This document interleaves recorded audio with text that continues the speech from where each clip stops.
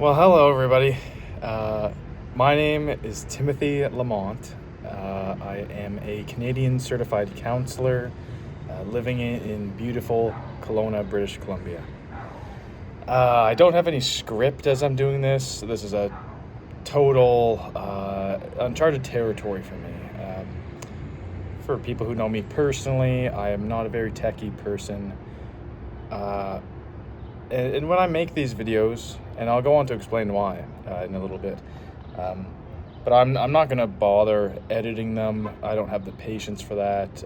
I don't care to learn how to do that. These are just going to be raw. Maybe I'll take a few takes or something, but I doubt it, honestly. It's just going to be my thoughts, a little bit of a living journal, a little bit about my background. My name is Tim, Canadian certified counselor, originally born and raised in Truro, Nova Scotia, and find myself out here in Kelowna for the, really what attracted me here was the four-season playground. I love to ski, hunt, fish, swim in the lake, go on some hikes, golf. I've never really golfed before, but I've been getting into it a bit this summer. It's pretty fun. And then socializing with friends and family. Like, I love any extra time I have spending it with the ones I love. It's things I like to do. And then also just personal hobbies, playing some video games,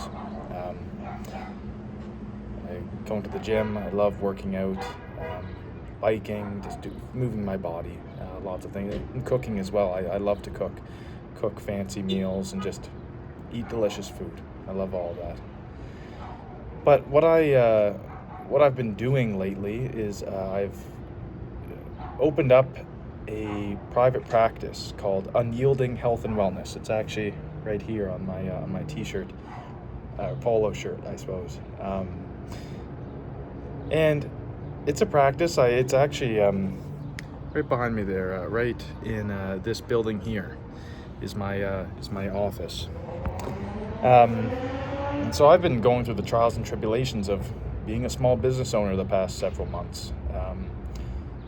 Lots of stuff that I never learned in school, like SEO and website design and marketing and all sorts of online web design, how to design an effective ad and a call to action.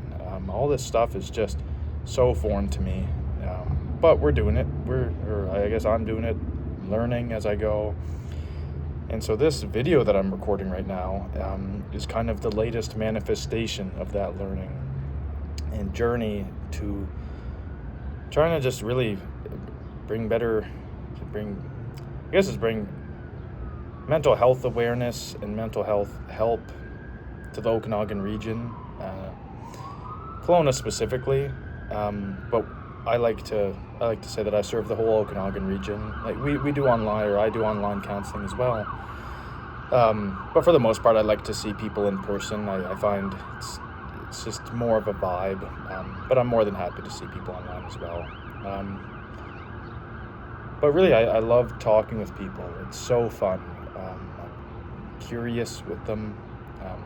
It's really fun to put myself into somebody else's shoes and just think, okay, like these are the contexts that's brought you to this point in your life.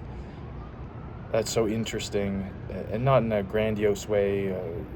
I've heard many stories of people over the counseling clients that I've had where some of them are quite sad. Some of them are also very happy. Some of them are interesting. I don't think I've ever had a single client that I didn't find extremely interesting.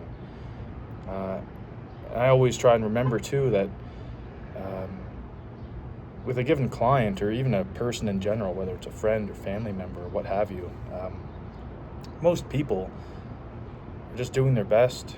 And if I was given the exact same circumstances and choices and opportunities across my lifespan, I probably would end up in the exact same shoes as the person sitting across from me. And so I try and keep that in top of mind as well when I'm counseling. But what I'm recording this video for, I don't know if I'll put this on my social medias. I'm on X, Instagram, Facebook, and Google Posts or Google Business Profile. But this is mainly intended for YouTube, because, again, yeah, with all this online learning stuff or all this web learning, something that Google and search engines just love is videos. Also, I'm a big proponent. I love listening to podcasts. So I'm at the gym, when I'm on walks, walking to and from work, bike rides. If I'm not with my fiance, I normally put my headphones in and love listening to podcasts about science, health, exercise, you name it, psychology. I love to learn about different topics, and just keep up to date, like, with everything that's going on in the world, because it just goes so fast. And every day, my God, every day there's enough to fill up a whole lifetime if you were to try and figure it all out. So it's certainly an interesting time to be alive. I don't think I'd have it really any other way. But yeah, so in this whole journey that I've been on, Google and really all those Instagrams and medias and whatnot, they love videos.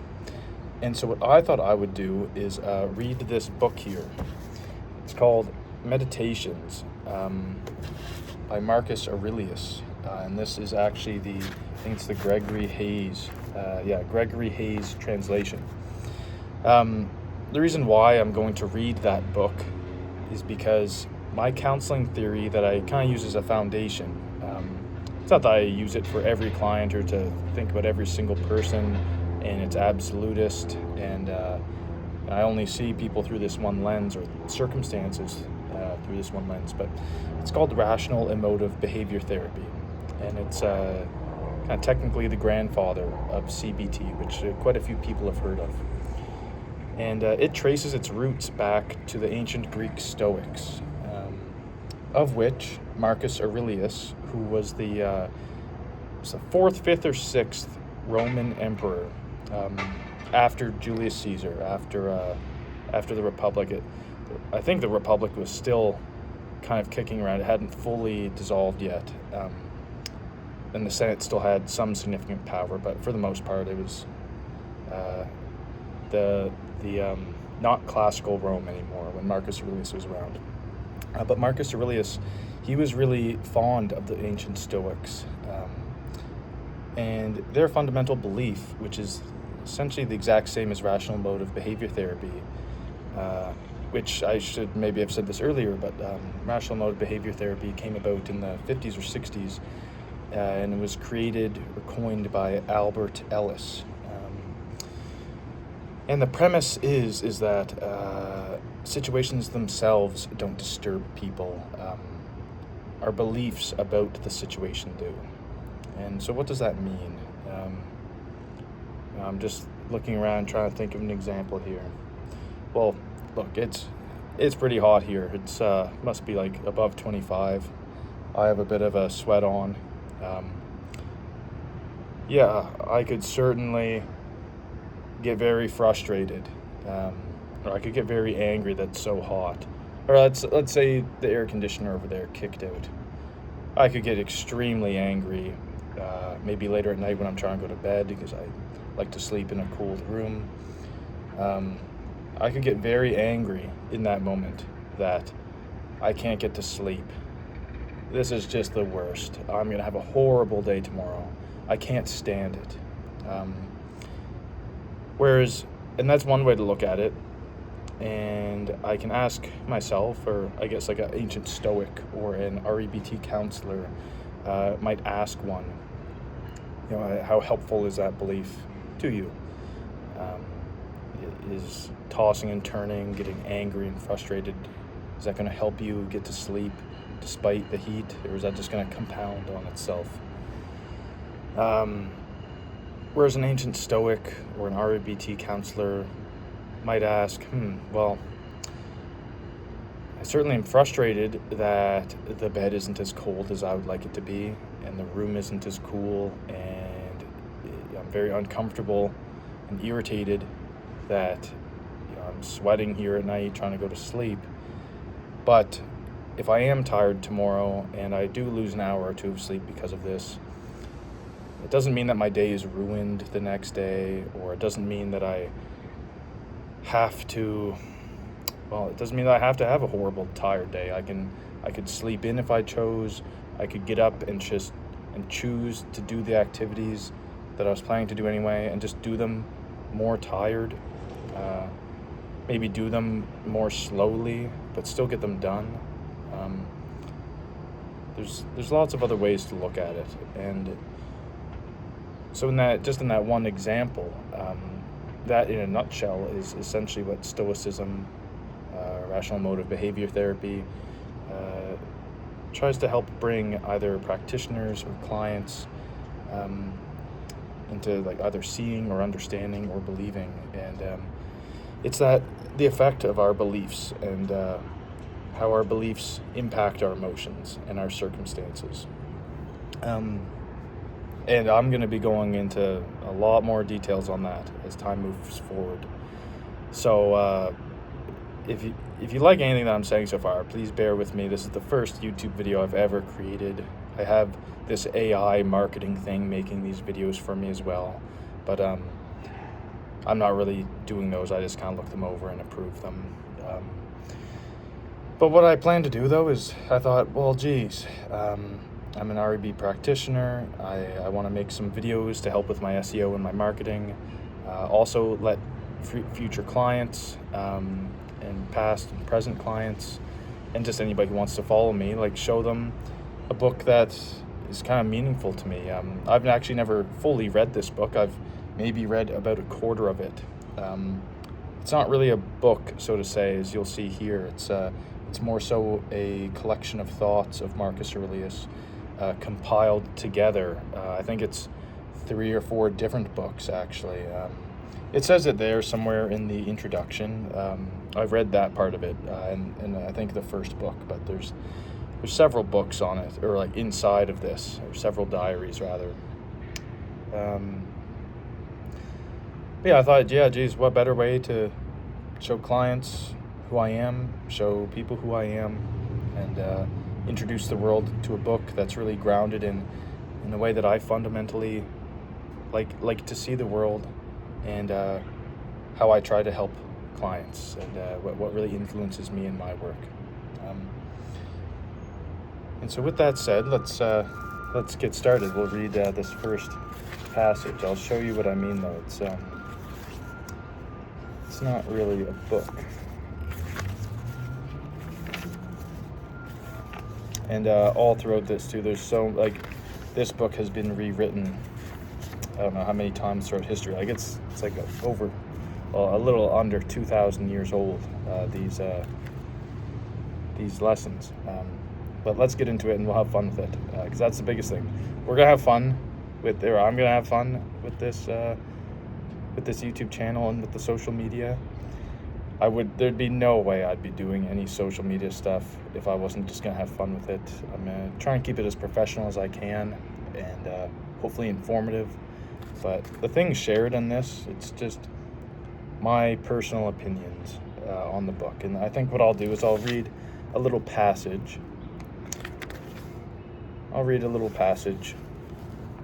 Maybe a couple, because I'm just noticing these first ones are quite short. Maybe you'll get a better idea of who I am, what I can perhaps offer you, a way to see the world, and then lessons from history. There's probably a good reason why this book has stood the test of time and is as old as it is. So that said, so you can see here, it's like number 1, 2, 3, 4. So each of these are little diary entries. The first one of we'll see how far this goes. Who knows if this will be the only video I ever make or not. Meditations, Marcus Aurelius, Gregory Hayes translation. Part 1, or Book 1, Debts and Lessons. Number 1, my grandfather Varus, character and self-control. And so what's he saying here? Is very likely a more in-depth explanation in the introduction, but I think he's just with these people, because he goes, my grandfather, my father, my mother, my it's people in his life that are very important to Marcus Aurelius. And it seems as though he's summed them up into a few major points about their character,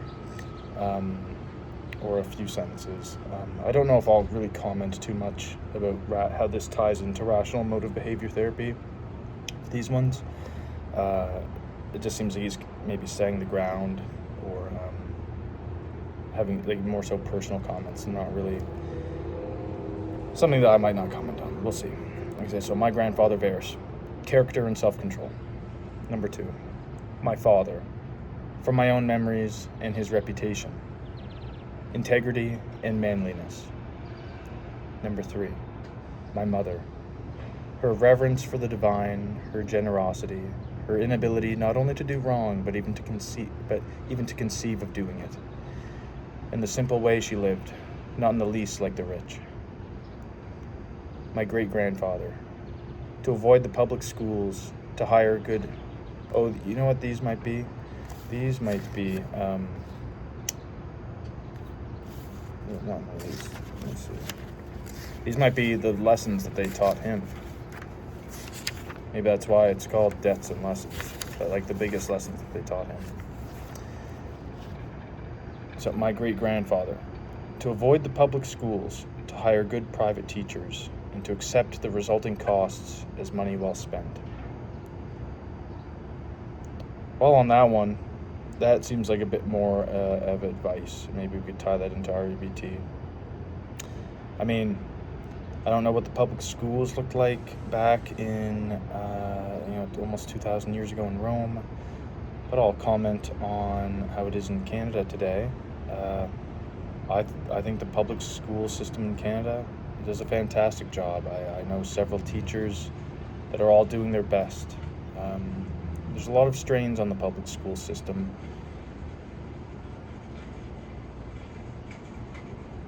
There's a lot of strains, but I think teachers are doing their best. I know there is a huge resurgence lately with private schools. People trying to get into them, put their kids in them. I don't ever think that money spent on getting better education is a poor decision. I think if somebody wants to spend money on a private school, then all the power to them. But I still think that person should still pay their share of tax as would be expected into the public school system, and keep our Canadian systems going as strong as they are, even if maybe they are a bit crowded or strained at the moment. Oh, sorry, there's like a little bug in front of me. Sorry, little guy. We'll continue.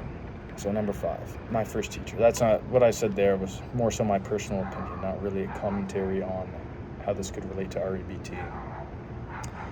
So my first teacher, number 5, not to support this side or that in chariot racing, this fighter or that in the games, to put up with discomfort and not make demands, to do my own work, to mind my own business, and to have no time for slanderers.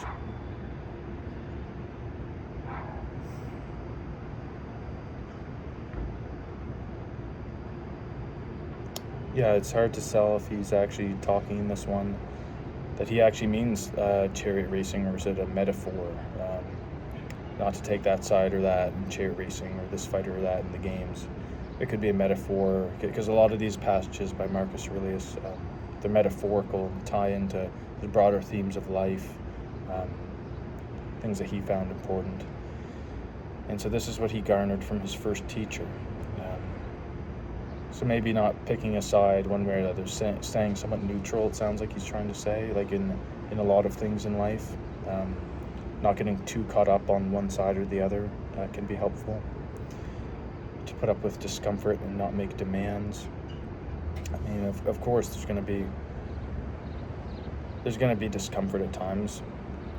Or he said to put up with discomfort. So yeah, of course, there's going to be discomfort at times in everybody's life. It's a part of life to be irritated and to be set back. There's actually a quote from Albert Ellis, the father of REBT, or the founder of REBT. where life is spelt HASSLES. And so to just think that life is going to be hassle-free or discomfort-free, setting up for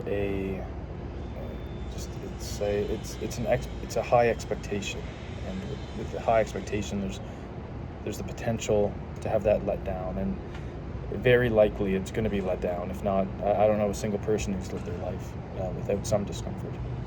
And then to not make demands. So actually, funny enough, that's the core structure of REBT, is that we find ourselves in trouble, like the bed temperature analogy I was talking about earlier. I'm demanding that my bed not be hot. I can't stand it. It's an absolutist term. I can't stand it. I can't stand being tired tomorrow. I won't have it. There's no wiggle room there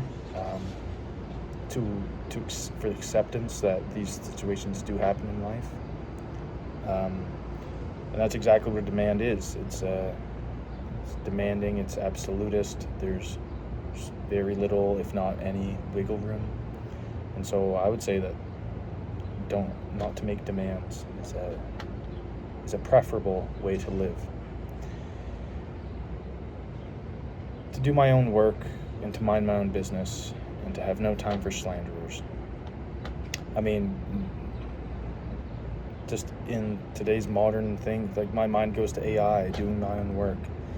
Yeah, I mentioned earlier I use the AI to make some videos and some Instagram posts, but look what I'm doing right now. I'm just trying here to make a video of some sort. There's got to be authenticity, like doing your own work. It takes, you have to put your own flair onto things, your own taste, in order for it to be effective. Or not effective. Well, effective, but also show who you are.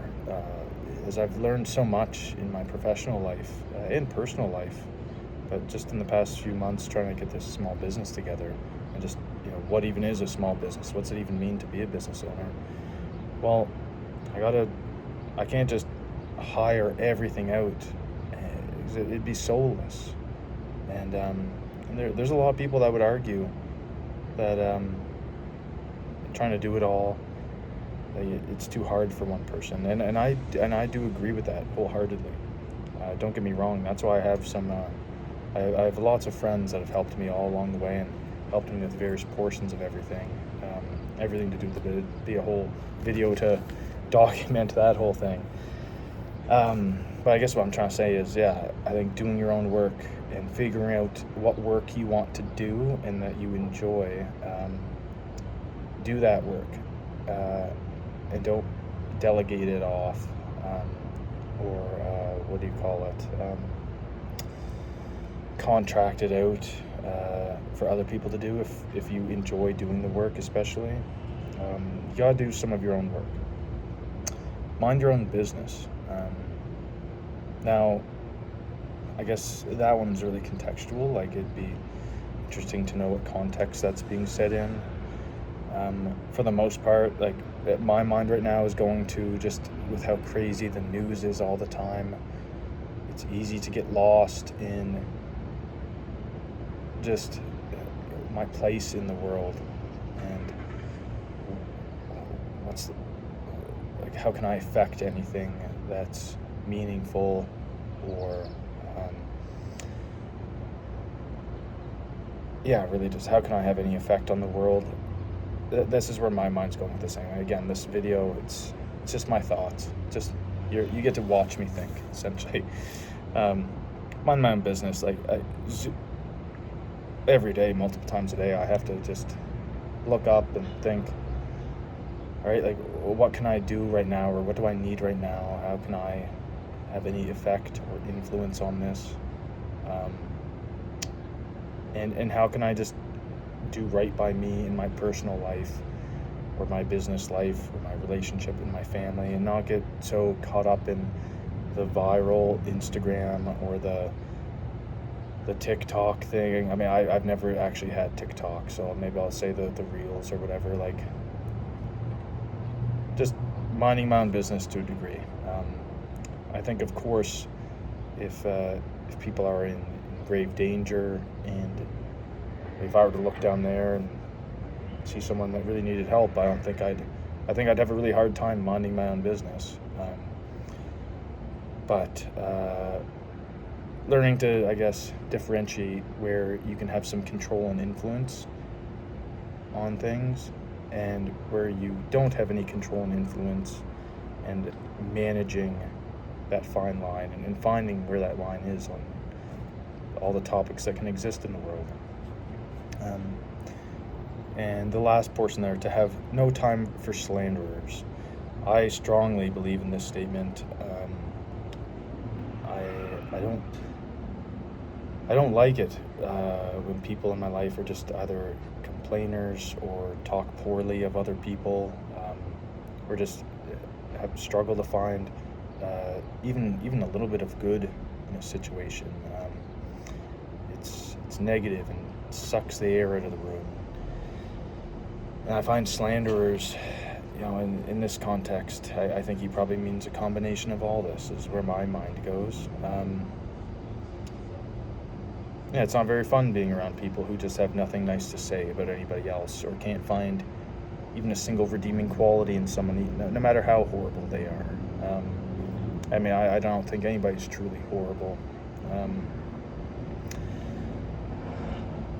I don't know, have you ever been around somebody like that? Like, how long did that last? And how much time do you devote to them every week or month? I don't think many people would really disagree with that, honestly. Also, I've just noticed this video has been going on for 27 minutes. So this is I don't know if that's a really good start or a bad start. So leave it there. We just got through 5, but what's going to happen for the next one is, I'm just going to go through line by line and just kind of think out loud like I just did there. I don't know if it'll even be relevant or worthwhile for anybody to listen to. I'm just going to start putting these videos out, take little clips of them, maybe 30-second clips. Like, maybe I'll record maybe longer ones like this. Probably won't be this long, maybe like 5 or 10 minutes, and read a few. And then maybe if there's a passage that I'm really interested in, or lots to talk about, maybe then I'll put those on Instagram probably, and try and maybe boil down the thoughts into like 30 seconds or a minute, or maybe just even read the passage and then tell people to come to my YouTube to see my thoughts on it or something, right? It's a bit more of a long form type of audience, or type of place to display it for the audience. But with that said, thanks for bearing with me. I'd be pretty shocked if anybody watched this full video. But if you did, thank you so much. It means a lot. This is, again, uncharted territory for me. And I hope you follow along. It's going to be quite the journey. Have fun.